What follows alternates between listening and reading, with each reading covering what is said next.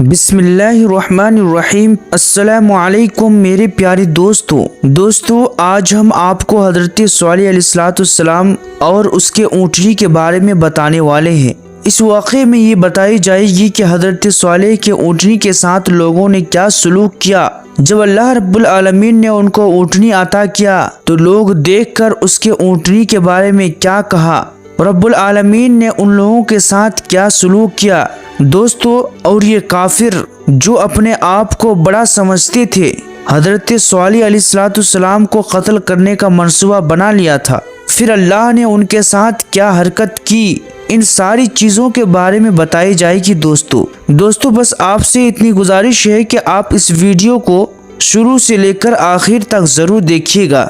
دوستو اگر اس ویڈیو میں نئے ہیں اور چینل پہ بھی نئے ہیں تو ضرور چینل کو سبسکرائب کیجیے گا اور ہمارے ویڈیو کو ضرور اپنے دوستوں میں شیئر کیجیے گا۔ چلیے دوستو بنا کسی دیری کے اپنی ویڈیو شروع کرتے ہیں۔ میرے پیارے دوستو، ان کافروں نے جب حضرت صالح علیہ السلام کو قتل کرنے کا منصوبہ بنایا، سفر کا بہانہ بنا کر شہر کے باہر پہاڑی دریا میں چھپ کر بیٹھ گئے تاکہ رات کے وقت حضرت صالح پر حملہ کر سکے۔ انہیں جان سے مار ڈالنے کا ارادہ کر لیا، لیکن پہاڑ سے ایک بڑا پتھر گرا اور سب دب کر مر گئے۔ اللہ تعالیٰ نے ان کے ساتھ ایسا سلوک کیا، سارے لوگوں کے اوپر ایک ایسا پتھر پھینکا جس کی وجہ سے سارے کے لوگ دنیا سے چلے گئے۔ کچھ دن بعد دوستو قوم کو ان کی ہلاکت کا پتہ چلا کہ یہ سارے لوگ حضرت صالح کو قتل کرنے چلے تھے، لیکن اللہ نے ان کے ساتھ الٹا معاملہ کر لیا۔ جب لوگوں کو، رشتہ داروں کو پتہ چلا کہ ہمارے رشتہ دار حضرت صالح علیہ السلام کے اٹھنے کی وجہ سے قتل کر دیے گئے تو سب کے سب حضرت صالح علیہ السلام کے پاس گئے اور کہنے لگا، پہلے ہماری برادری کے لڑکے قتل کروائے، اس پر صبر نہیں آیا آپ کو تو ان کے باپوں کو مروایا آپ نے، یہ سب اس اونٹنی کی وجہ سے ہے، ہم اسے زندہ نہیں چھوڑیں گے۔ وہ حضرت صالح علیہ السلام سے پہلے ہی بیزار تھے کہ اونٹنی اور ان کے بچے کی وجہ سے پانی کے استعمال پر ایک روز کی پابندی لگ گئی تھی۔ انہوں نے آپس میں مشورہ کر کے اونٹنی کو ذبح کرنے کا منصوبہ بنا لیا اور اس منصوبے پر عمل کرنے کے لیے چند افراد بھی تیار ہو گئے۔ ایک روز جبکہ اونٹنی اپنے بچے کے ہمراہ چراگاہ میں گھاس چر رہی تھی، موقع پا کر انہوں نے اس اونٹنی کو قتل کر دیا، شہید کر دیا۔ اونٹنی کا بچہ وہاں سے بھاگ نکلا، چند لوگوں نے اس کا پیچھا کیا لیکن وہ ان کے ہاتھ نہیں آیا اور پہاڑ پر چڑھ کر کربناک انداز میں چلانے لگا۔ یہ بھی میرے دوستوں روایت میں آتی ہے کہ بچہ اسی پتھر میں داخل ہو گیا جس پتھر سے اونٹنی باہر نکلی تھی۔ اونٹنی پروار کرنے والا وہی قیدار بن سالف تھا جس کے بارے میں حضرت صالح نے پیشن گوئی کی تھی کہ سمود کی ایک مالدار عورت نے شرط رکھی تھی کہ اگر قیدار اونٹنی کو مار ڈالے تو وہ اس سے اپنی بیٹی کی شادی کر دے گی۔ صدوق نامی ایک عورت جو مال و دولت اور حسن و جمال میں اپنی مثال آپ تھی، اس نے ایک شخص مصداح کو لالچ دیا کہ اگر اونٹنی کو ختم کر دے، اگر اونٹنی کو شہید کر دے، اس کو مار ڈالے تو میں تجھ سے شادی کر لوں گی۔ قیدار بن سالف نے اونٹنی کو کونچے کاٹ ڈالی اور زخمی اونٹنی زمین پر گر گئی تو ہجوم میں سے مصداح نکل کر آیا اور دونوں نے مل کر اونٹنی کو ختم کر ڈالا۔ حضرت صالح علیہ السلام کو اس اونٹنی کا علم ہوا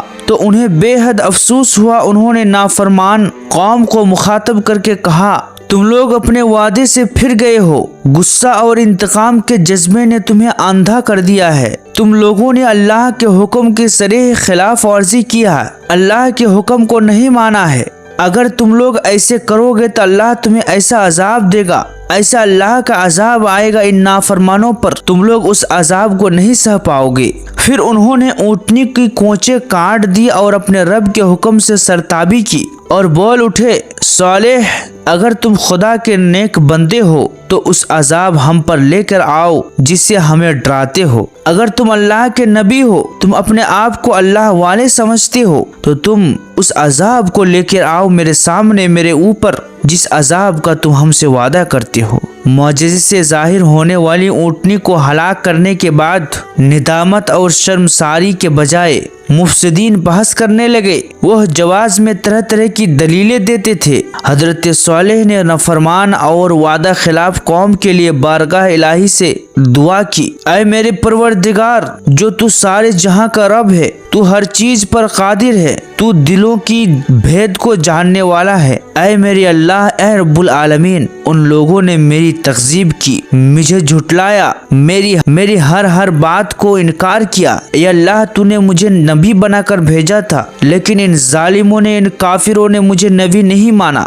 اب تو ان پر میری نصرت فرمانا، میری مدد فرمانا۔ یا اللہ، تیرے ہاتھ میں سونپ رہا ہوں، جو کرنا ان کے ساتھ سو کر دینا، لیکن میری مدد فرمانا اللہ۔ میرے پیارے دوستو، حضرت صالح علیہ السلام کی اونٹنی کے ساتھ لوگوں نے ایسی حرکت کی۔ اللہ تبارک و تعالیٰ نے ان کو اونٹنی دیا تھا، لیکن کہہ دیا تھا کہ یہ اللہ کی طرف سے ہے، اس کو کبھی خروش نہیں آنا چاہیے۔ ان کی پانی کیسے پینا ہے، کیسے کیا کرنا ہے، کیسے کھانا کھانا ہے، ساری چیزوں کے بارے میں اللہ نے بتا دی تھی۔ لیکن میرے پیارے دوستو، ان لوگوں نے ان کے ساتھ غلط کیا، تو اللہ نے پھر جواب دیا، قریب ہے وہ وقت جب یہ اپنے کیے پر پچھتائیں گے۔ یہ قریب وقت ہو گیا ہے، یہ جلدی آ گیا ہے۔ ان کے سامنے ایسا وقت ہے کہ جب وہ سوچیں گے کہ کاش میں ایسا نہیں کرتا۔ دوستو، آپ کو پتا ہونا چاہیے کہ آپ کر کیا رہے ہیں۔ ایسا نہ ہو کہ آپ بعد میں پچھتاتے رہو اور آپ کا پچھتانا آپ کے لیے فائدہ مند نہ ہو۔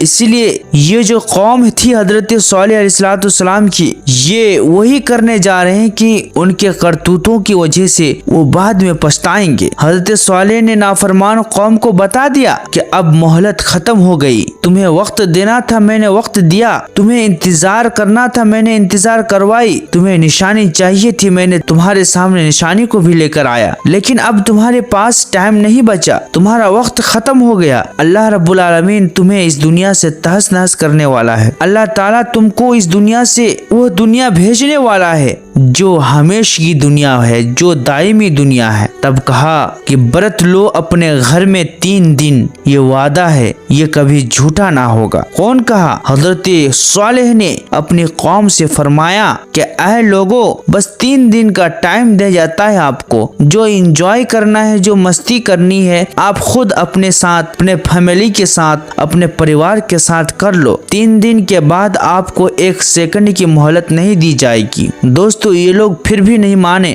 پھر بھی باز نہیں آئے، اللہ کے حکم کو پالن کرتے نہیں تھے، ان کے انکار کرتے تھے، ان کے خلاف عمل کرتے تھے۔ جو نبی حضرت صالح علیہ السلام کہتے تھے، ان کی نافرمانی کرتے تھے۔ پھر اللہ رب العالمین نے ان کے پاس عذاب بھیجا، ایسا عذاب بھیجا جس عذاب کی وجہ سے یہ لوگ سارے کے سارے اس دنیا سے چلے گئے، تہس نہس ہو گئے، برباد ہو گئے۔ دوستو، اللہ رب العالمین نے ایسے عذاب ان قوموں پر بھیجا جن کے پاس نبی بھیجا تھا اور ان کی باتیں وہیں تک محدود تھی، لیکن ہمارے پاس ایک ایسا نبی بھیجا جس نبی کی باتیں اس کے جنم سے لے کر کے تا قیامت ان کی بات چلے گی اور کسی کی بات نہیں آ سکتی۔ اگر کسی نے دین میں کوئی چیز بڑھائی تو اس کا ٹھکانہ جہنم کے سوا کچھ نہیں ہوگا۔ اسی لیے اللہ کے نبی نے جو اپنی کتاب حدیثوں کے اندر، قرآن کے اندر جو بتائی ہے، ان کی ساری چیزوں کو مان کر چلنا پڑے گا۔ اگر نہیں چلتے، منمانی کرتے ہیں، اپنی خواہش نفسانی کی پیروی کرتے ہیں، تو یقیناً آپ کا ٹھکانہ بھی جہنم ہے۔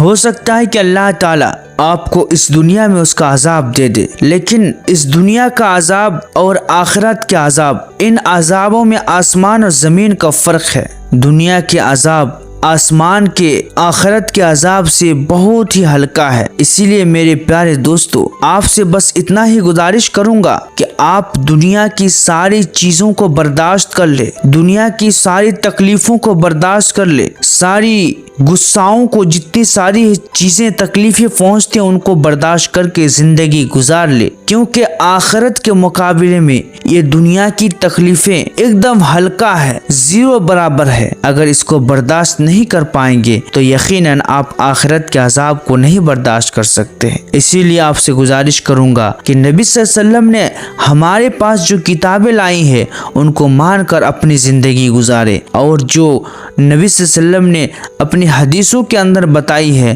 ان کو سن کر ان پر عمل کر کے اپنی زندگی گزارے۔ اور آپ سے بس اتنا ہی گزارش کروں گا کہ 5 وقت کی نماز ٹائم ٹو ٹائم پڑھنے کی کوشش کرے۔ اللہ سے دعا کرتے رہیں کہ اللہ تو ہمیں پنجگانہ نماز پڑھنے کی ٹائم پہ توفیق عطا فرمانا، یا اللہ تو ہمیں مرنے کے بعد جنت الفردوس عطا فرمانا۔ ان ساری دعاؤں کو ہمیشہ کرتے رہے تاکہ اللہ تعالیٰ آپ کے اوپر رحم کھا کر آپ کو نماز کی توفیق دے دے، آپ کو نیک عبادت کرنے کی توفیق دے دے، اللہ کے سامنے اپنے سر کو جھکانے کی توفیق دے دے۔ دوستو، میں اپنی باتوں کو آگے نہ بڑھاتے ہوئے میں یہیں سے اپنی باتوں کو ختم کرنا چاہتا ہوں۔ تقبل یا رب العالمین۔ السلام علیکم ورحمۃ اللہ۔